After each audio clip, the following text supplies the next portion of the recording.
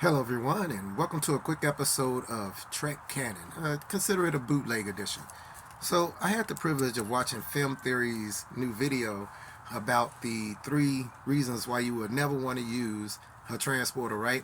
And so I figured, hey, it was a nice video, but it made the transporters look all like they was just pure things of terror, which I have covered in videos before. But I want to go into a little bit of what I consider the pros and cons of Star Trek's transporters. Now, first, you got travel time. That's the main reason the transporters was made in the first place. Well, in canon, that's the reason that they were made. In reality, they were made so that we could save special effects money by not having to use shuttles every time we wanted to go down to a planet.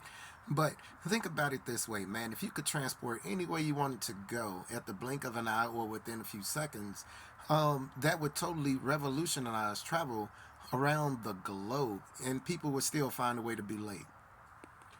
Another one of the pros is health and welfare. We've seen in canon that if you develop an ailment or something like that, or some type of issue where viruses or bacteria have been present or found inside your system, then the transporter has been able to, during transport, remove those particular items from you.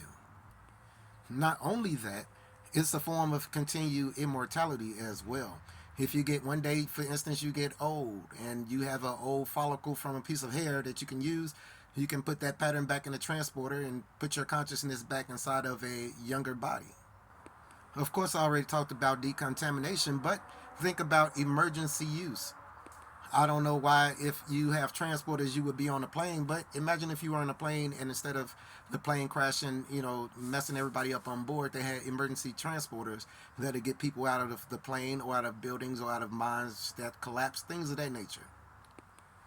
For defensive and offensive use, you have an army that's approaching you, ships that's approaching you. We've seen the Asgard do it very well in Stargate SG-1.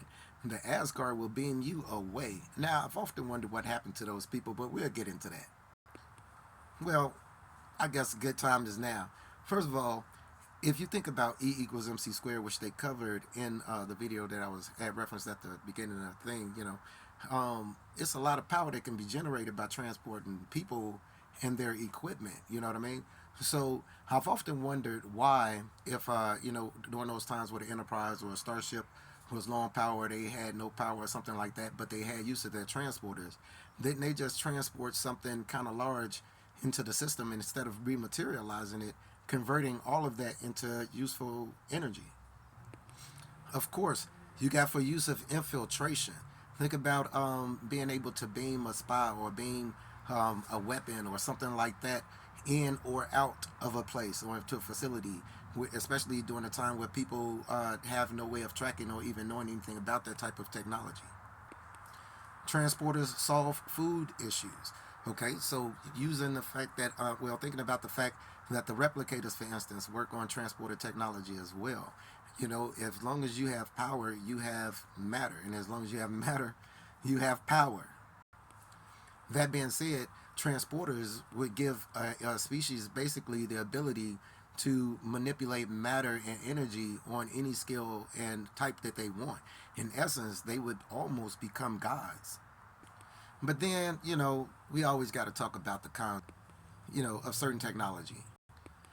You have the possibilities of convergence, of divergence when being transported. Think about like they were like with Kirk or Riker. You have the possibility of a pattern blending or Tuvix, blending or separating in ways that you really don't want to happen. You can do dimensional slides using transporters, like things like to the mirror universe. You can turn into beings locked inside the matter stream or meet matter stream entities inside the matter stream. Like I said, you have so many versions of cloning and splits and hybrids in Star Trek based on transporters. And the thing about it is that it's not only a blending of DNA, but it's a blending of consciousness as well into a totally new species. The possibility of turning into goo or little to very major forms of mutations. The mixing of atoms and molecules between two different species and even of your own, and misplacement of molecules within your own body. even going so far as to being able to create new people from nothing, which you should be able to do. And I believe they have shown that in canon as well. All types of manipulations of the consciousness. Because if you can rearrange a person's brain at subatomic levels, you know what I mean? You can put, different memory engrams or different brain cells over here and over there. You can, in essence, change the consciousness of whatever you're beaming. Not to mention that through these mutations, they even mentioned it, transporter psychosis. And my personal favorite, getting locked in a transporter. They mentioned that there's some canon that talks about when you're transported, you're not aware of it during transport, and based on the science, you wouldn't think you would be. But then there's other things where you are conscious during transport, right? And if that's the case, jailing somebody up like that would be a form of torture, extreme torture. You know what I mean? So those, I think, would be some of the cons that go with transporters. So I just wanted to do a quick little video, man, about what I felt was some of the pros and cons of the transporter, because a lot of people think that using transport is just 100% pure evil. Anyway, thank you guys for watching. Please subscribe to the channel if you haven't. And as always, peace, recycle, and say the whales. You guys be cool.